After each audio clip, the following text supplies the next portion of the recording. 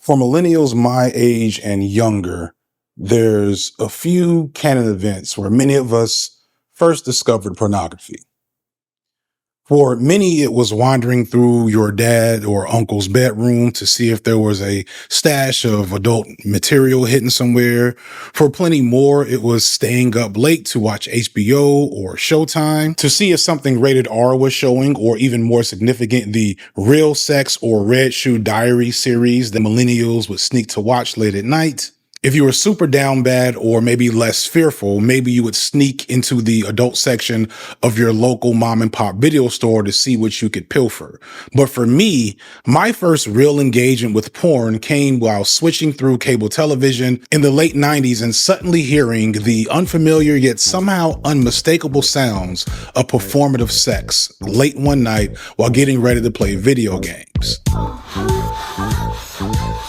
I couldn't quite make out what I was seeing, but I saw and heard enough to know I wanted to keep watching. What I discovered was the Spice Channel, or Spice Network as it was called, which was owned by Playboy, which at the time was one of the biggest companies in the production of adult entertainment. For several of these channels that seemingly came standard with your typical cable package, ostensibly locked behind a pay-per-view wall. Pay-per-view, for those under 25 or 30, was essentially an early model of video streaming where you would make a charge to your cable bill or call in a charge by phone literally in order to watch something special. Usually this was a movie newly out of theaters or a major boxing or sporting event like professional wrestling, but sometimes, or actually regularly, daily even, it was moderately edited hardcore pornography. Again, this was like streaming, but not the same, mainly because the barrier to access this material was not some type of firewall. It was not as impenetrable as today. I don't know how network cable worked, but I guess it wasn't possible to just turn the faucet on and off like you do with streaming. Thus, the images from these channels was always just sitting there in the higher number channels, constantly broadcasting the pornographic images, but distorted and blurred to the point of being unwatchable maybe to a normal adult, but not to the tons of sexually curious, hormonal, prepubescent millennial teenagers and preteens. I would stay up late on the weekend in my basement and spend probably a lot of hours late at night watching these blurry channels, waiting for those few rare moments where the screen would align just right to allow a boob to be perceivable, or a series of thrusts or gyrations would make themselves known. It also didn't hurt that the sound was unaffected, probably setting the stage for a generation of autoerotica lovers nationwide. Some enterprising folks will even go as far as to find ways to record and unscramble the images, and if you had bootleg cable, like many in my family had, it was completely there to see in full. But I wouldn't be so bold as to turn porn on while sitting in my cousin Bucci's house when everyone was there. But there were plenty of times on the weekend where I would cap my night off on a Friday or Saturday, curled up on my couch, staring at blurry porn, trying to see if maybe this time I could see something.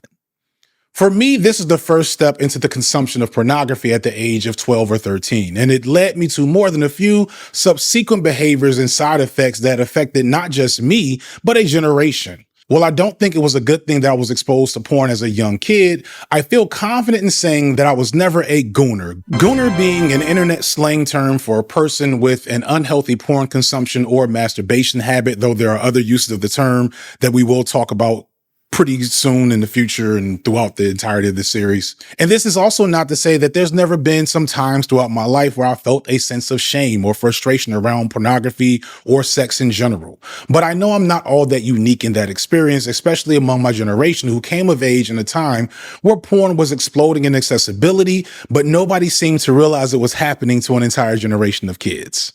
Around the time when I started seeking out porn, it was at the end of a huge boom cycle that was about to repeat itself 100-fold with the advent of commercial high-speed internet. Pornography, as we tend to imagine it in America, has been around since the 70s, but had still been mostly a taboo and quiet part of American culture and media for that entire time. To see any type of explicit images, especially what we call hardcore pornography, aka penetrative sex or sex acts on screen, you'd have to, as I said earlier, sneak and steal magazines or videos, etc.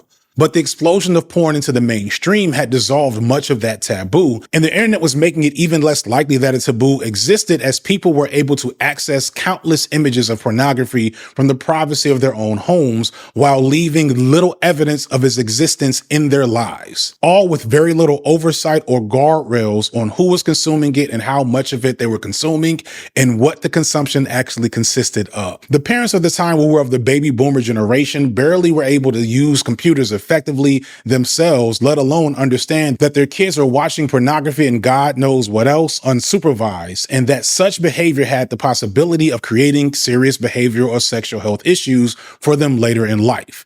Thankfully, I am not one of those individuals. While I'm sure being exposed to porn at such a young age wasn't great for my developing psyche, I managed to come out relatively unscathed. But imagine like being young and having no sexual experience yourself, and then you watch like a porn scene for the first time, and then you think that's what sex is, like this like wild performance. Like I think one of the first sex scenes I saw was like Sasha Grey.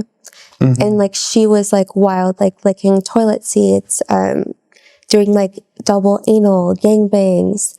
And so like, this is what I saw. And like I thought when I like first hooked up with my husband, which is the only person I slept with before porn, I thought that like how you suck a dick was like what I saw on camera, which is like, oh, you have to like deep throat it. Like everything that I thought about sex was what I watched.